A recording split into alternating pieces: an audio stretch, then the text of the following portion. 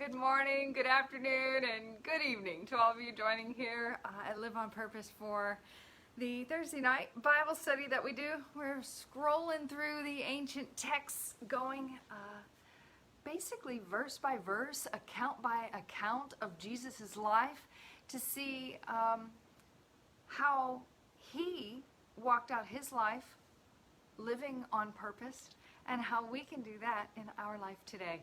Living on purpose is about intentional, Christ-centered living here in this community where we're loving God, loving others, and loving ourselves, where we're focused on our emotional health, spiritual health, intellectual or mental health, and our physical health.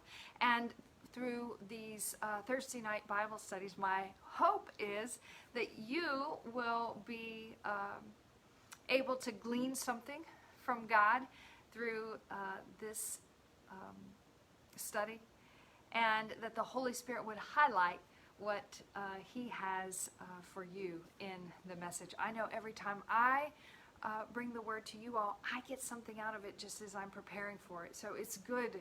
It's good equally for me as well. So good evening to you, Bill and David, and the rest of you that I see that are on here now, who are joining in live. I will not acknowledge you unless you give a shout out to me. And once I get rolling, it's hard for me to read the scripture and go through all the notes and that I've kind of jotted down for tonight. So if I miss you, I apologize, but I always come back around. We are kicking off a new series because we're going into a new account of Jesus's life. He, just to give you a quick overview, he's been baptized. He was in the desert for 40 days and 40 nights being tempted by the devil. And then after that, he goes to a wedding. And then I believe he goes back to Nazareth to see his family, or maybe he goes from the wedding right down to Capernaum. But either way, he circles back around to Capernaum, where he's there on the Sabbath. And that's where he goes to church, and afterward, at that time, the synagogue. So he's there on the Sabbath. He gives a word. He begins to preach a message. And we've talked about that a few weeks ago, about the account where he cast out a spirit from a man. He rebuked it, he commanded it to leave the man's body, and it did, and it left the man's body unharmed. And so we talked on that for a few weeks about that account. And then we kind of sidebarred and talked about an account that Jesus had where he's, being known throughout Galilee and the region. Hey, there's something special about this guy. And then they're like, yeah, but can anything good come out of Nazareth? And they're like, yeah, the Messiah, And now he returns home to Nazareth, and that's where we ended up last week, where we were talking about how he was received and how he left Nazareth. So I want to jump back over because I like to harmonize the Gospels, Matthew, Mark, Luke, and John, so that we can see his life in pretty much chronological order. Luke does that pretty well, and some accounts overlap because Matthew will talk about it, Mark will talk about it, Luke will talk about it, John may come in and say a few words on one topic, and Matthew and Mark might not. So it's difficult to kind of harmonize all those together, but at the same time, also their writing styles are different. So what we're seeing is, Luke will go pretty much in chronological order what's happening. But Mark, for example, will say, hey, these are the miracles we saw from Jesus. This is his time in teaching in the synagogue, so we'll see those kinds of things. So tonight, we're looking at Jesus, who has just finished up at the synagogue. He has in Capernaum, where Simon, also known as Peter, and his brother Andrew live. And so they come back to Simon and Andrew's home. And so I want to read, there's just a couple of verses, but we're going to be here for about 4 weeks because there's a lot in these 2 verses. And I think it's good to get a broad brush stroke of the Bible and read a couple chapters at a time. But man, when you can stay here for a little bit and just kind of look not only at the words, but also at the culture and what was going on underneath, I think it's important. And I think, and the reason why I think that is because we can pause and glean out of what was going on there and overlay that into how we can live our life fully present in the moment and intentional about how we're loving God, loving others, and loving ourselves. So this account is about Simon's mother-in-law. Directly on leaving the meeting place, I'm reading from the Message tonight out of the book of Mark, chapter 1, verses 29 through 31. And I'll put the link here in the comments when this live video goes recorded for you. And the link will drop here for those of you watching recorded now. So I'm reading this in the Message version. Directly on leaving the meeting place, the synagogue, it's the Sabbath, they came to Simon and Andrew's house. Simon, also known as Peter, if you've been following here for any length of time, we talked about that a couple of months ago, where Jesus said, Simon, I will call you Peter. Yeah. So directly on leaving the synagogue, they came to Peter and Andrew's house, accompanied by James and John. Now, Mark is writing this. I'm not sure if he's there or not, but he's at least telling us that James and John were there with the other two disciples, Andrew and Simon. Simon's mother-in-law was sick in bed, burning up with fever. They told Jesus, and he went to her, took her hand, and raised her up. No sooner had the fever left her than she was up fixing dinner for them. Some versions say serving them. Good evening, Debbie and Ray. Great to see you both tonight. I'm reading this again out of the book of Mark. What I want to focus on in these few verses tonight is that Peter was married. And the Catholic faith believes that Peter was the first priest, and yet we see here that he was married, clearly.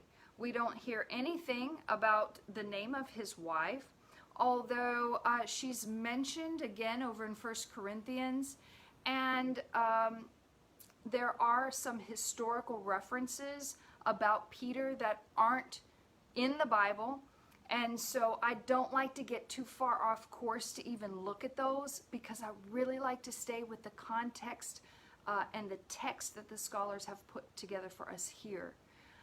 But in just looking at this and the Bible, we can see very clearly Peter was married. So, directly on leaving the synagogue, they came to Simon and Andrew's house. There was a lot of clan living that was going on there. So they lived in families. Oftentimes, we in our American culture don't live that way. We get married, we get our own place, we have our kids, they grow up, move out, they get their own place. So communal style living doesn't really exist in that fashion in the American culture of our country. You can sometimes see that in immigrant cultures, especially those who are moving into our country, because they live that way in their mother country. So easy, not a far stretch to see that played out in other cultures. It's just our American culture isn't predisposed to that.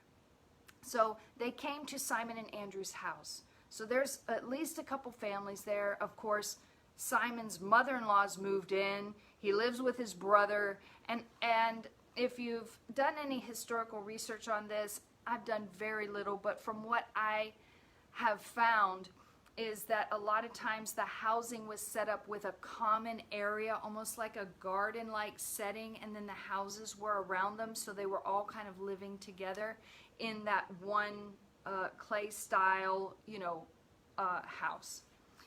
But they were interconnected, and you could walk through the and still in the Middle East today, many areas are still set up that way for that communal style living for families.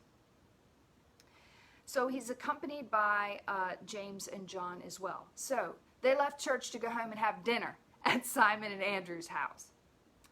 Simon's mother-in-law was sick and in bed. And really, I'm not going to talk about the sick and in bed tonight and the fact that she was burning up with fever and that Jesus healed her and she got up and served. We're going to talk about that over the next couple of weeks. I want to focus on tonight the fact that Peter was married. We don't know if they had children. But obviously there were family responsibilities in the house. Peter, and his personality, as bold as he is, was out running hard for Jesus. And as we go on to see his life and his ups and downs and the mistakes that he made and the boldness that he had, which caused him to stumble at times and make poor decisions,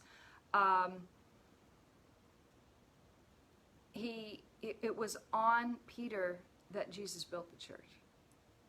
And we forget that this is a guy who's married, has a home, has responsibilities, and he's out doing missionary work. He's out full time, devoted to the purpose and the promise of spreading the good news, making disciples of all nations. And now he has a responsibility, not here in this moment of the text that we're reading, but we fast forward on, that he will carry this on until he is crucified upside down. He said, don't crucify me right side up, crucify me upside down, because I'm not worthy to be crucified right side up. Only Jesus is, and he was. So you crucify me upside down. I see a little bit of his boldness, the courage, the type A personality that he had, but he also had home responsibilities. And in order to make that happen, he had a wife who we can see over in 1 Corinthians was traveling with him at some times. But here in this communal living space, it might be easy for her to pack up and leave, but she's got a sick mother. And there's got to be in this man's mind a sense of responsibility to his wife, his mother-in-law, his family, that he's a fisherman, that he would leave his family to go and spread the good news and be with Jesus throughout the 3 years of his ministry. I liken it to missionary work, but I also liken it to modern day jobs and occupations that we have, where we have spouses that are in the military. Sometimes they can take their families and sometimes they can't. I met up with a military family today that just moved into Columbia, South Carolina. There's an Air Force base not too far from where I live, but there's also an Army base here, and I met up with an Army family today, and beautiful people, had an opportunity to talk to them, and I see the sacrifices that they've made. They're coming from Texas, and they, needing to settle down, and he's going to hit the ground running here on Monday. This is not their first move. It's not their second move. It's not their fifth move. I mean, these guys have been moving, quite frankly, crazy. It's crazy. And he's been in for so long that it's to a point where they don't have the luxury of the time to go and look at the area and find a house and see. They purchase their home sight unseen because there's not a lot of time for them to get around and move. And I think about that. But I also met his wife. And this is a very strong woman, a woman of integrity. She runs her house. She knows what needs to get done. And she was shoulder to shoulder with him, doing the things that needed to happen. She was very much actively motivated in getting the things done in the house that needed to get done and set up. This isn't her first time moving. It's not her second time moving. It's not her fifth time moving. She knows what she needs to do with her children, and she is running just as hard and fast as he is. Now, she's not the upfront person who's out there making it happen in the military as he is in his capacity. But in order for him to do that, she needs to be doing what she's doing in her capacity.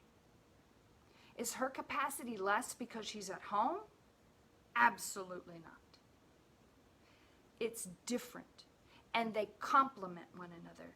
And so I want to talk tonight about Peter and the woman he married who knows him, loves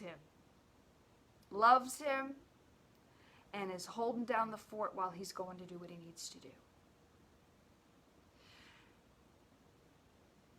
Men, if you are in that role where you're outside of the home, and so you're getting up early, you're going to work, maybe you have school that you're doing, night school, and then you're having to come home and log on and do that, or you have a second job that you're going to, and so you're out of the home and you're working all day, and your wife is at home taking care of your children, making sure the lights stay on and the bills get paid, and making sure that the community relationships in your neighborhood are going, all of these things.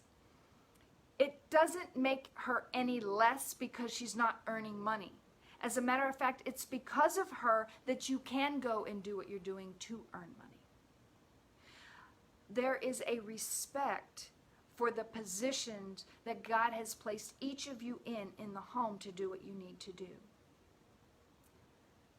We don't hear about Peter's spouse other than the fact that he had a mother-in-law. But we do know, based on other scriptures later, that she is a powerful woman. Don't underestimate the one who's staying at home, whether that be a male or a female. Oftentimes, because of our culture, we have women who are in prominent roles, whether that be in corporate America, political arena, educational system, healthcare industry. So they're out doing the things that they are doing and how God's wired them and purposed them. And some of them are having to do that from home, plus take care of the children because of this whole COVID situation. So here are women who are used to having full focus in executive level positions outside of the home, now at home with their children. Gentlemen, pick up the responsibility as well. The home is a communal place. It's a communal place for both of you to help with the family unit. Get it going on by locking arms together and making the household happen. And that means some adjustments are going to need to be made. And if they haven't been made yet as a result of COVID, the parent who has been staying at home is tired. Dealing with sick kids, dealing with the pent-up energy, dealing with the boredom, dealing with the lack of communication or the lack of socializing that maybe you get because you are outside the home.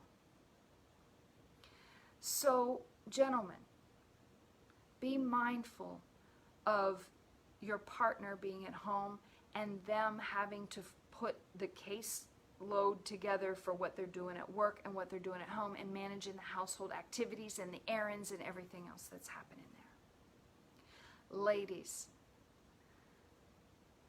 your men, if they're working outside of the home, honor and respect that they need downtime too.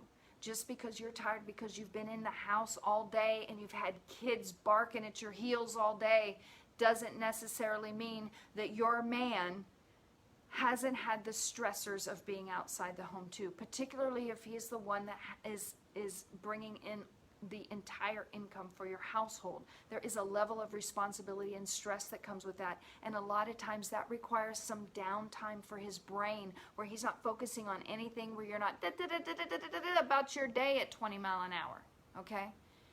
That dialing down and regrouping his mind so that he can focus on nothingness, even if it's just staring at a television for an hour or so. So be mindful of his time that he needs as well, that because he has been outside of the home all day, that he may need some quiet time too.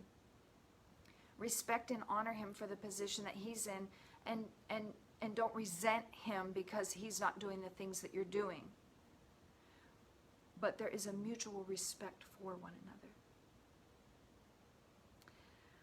Single parents, you're holding down the fort for sure. And sometimes it's split parenting, so you'll have the children one week and then the other week you won't. And sometimes it seems like all of the children's appointments and schooling, predominantly in split families, one parent is responsible for. And then the other one is just, hey, I'm getting all my stuff done, so when I have the kids, I can just do fun things. And yet the other parent is like, hey, I've got to get their school clothes, I've got to get, these things. So in the evenings, they're helping with chores because I don't have the time because I'm working during the week. Be respectful of the parent of your children. Whether they are in your home and you're married to them or not.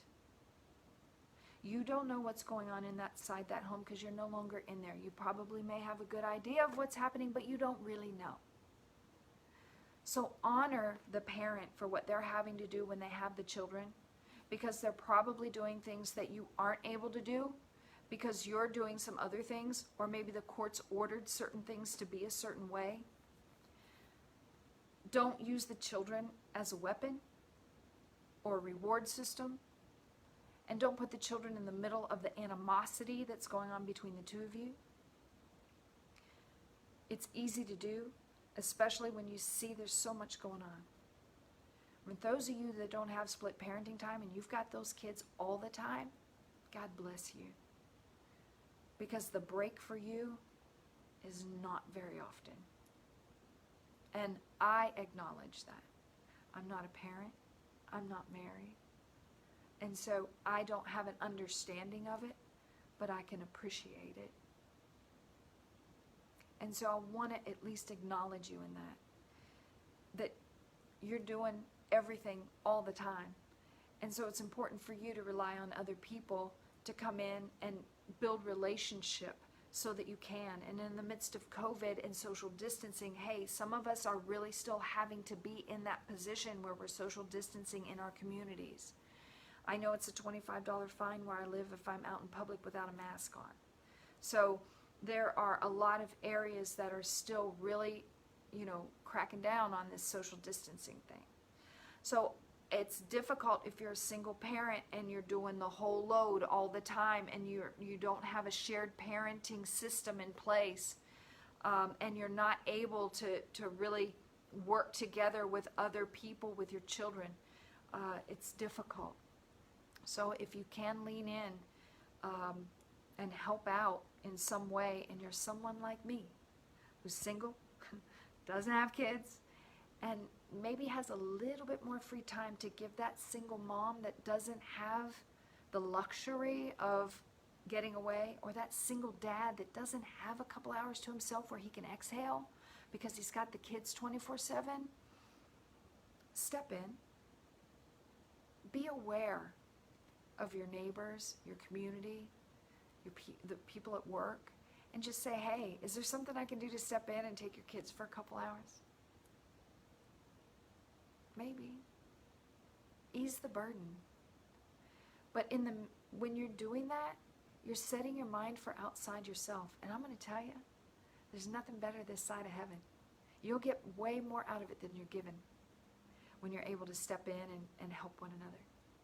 So I hope that as you go through this account with me of Jesus at Simon and Peter's home, mother-in-law there and Jesus there, and we talk about the healing next week that happens with Simon's mother-in-law, Simon's wife's mom, that we just dial it down a notch and look around us and see what's happening. God will orchestrate opportunities for you if you are constantly aware of the present moment you're in. Today, I would not have met the new military family that just moved into Colombia if God had not orchestrated the time for us to meet. And it was not a scheduled event. It's something that happened and was scheduled within an hour. And I didn't wake up in the morning thinking I was going to go meet these people. It just happened. But I was aware enough, prompted enough, tuned in enough to say, I need to make this connection, to reach out and do that. So I say thank you for tuning in here, because It helps me to help you. And I hope that as you guys are honoring and respecting the people in your home, the mother-in-law, the brother-in-law, the brother, the friend, help one another out. You know, we're blended families. Be respectful of one another. Give one another the time and the space based upon their temperament and their personality, and honor them as best as you can by giving them some time. Love God. Love others, even in your home. And love yourself. Good night.